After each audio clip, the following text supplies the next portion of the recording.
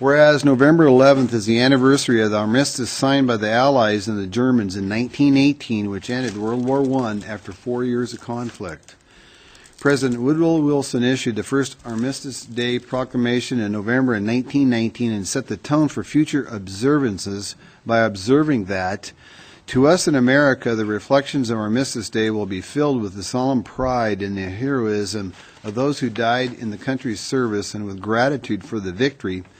both because of the thing from which it has freed us and because of the opportunity it has given America to show her sympathy with peace and justice in the councils of the nation. And whereas the name was changed from Armistice Day to Veterans Day by an act of Congress in 1954, when then President Eisenhower called on citizens to observe the day in honor of all who served in America's wars through the years, and whereas more than 135,000 veterans of our nation's military reside in Idaho, and almost 5,000 of them live in our area. And whereas the Veterans Assistant Program at the University of Idaho is committed to helping student veterans and their dependents succeed,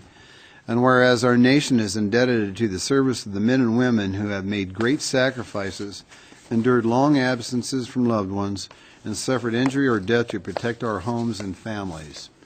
And whereas the Idaho National Guard 126th Engineers in Moscow were organized and federally recognized on April 26, 1929 as Troop K, 116th Cavalry,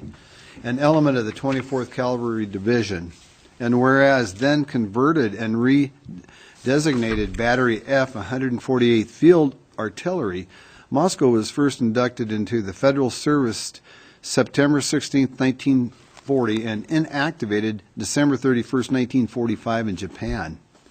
And whereas through many designations and periods of active federal service with campaign credit in World War II, and most recently as part of the 116th Engineer Battalion mobilized to support Operation Iraqi Freedom, the 126th Engineers have served their community and country.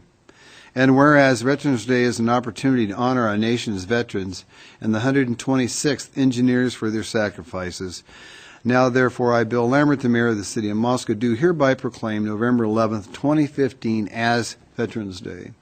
in the City of Moscow, and I urge all citizens to reflect upon the sacrifices made by American military personnel to preserve and promote enduring peace around the world. Thank you. And I do not think we have anybody here from to receive the proclamation for Veterans Day, so we'll move on to the next thing.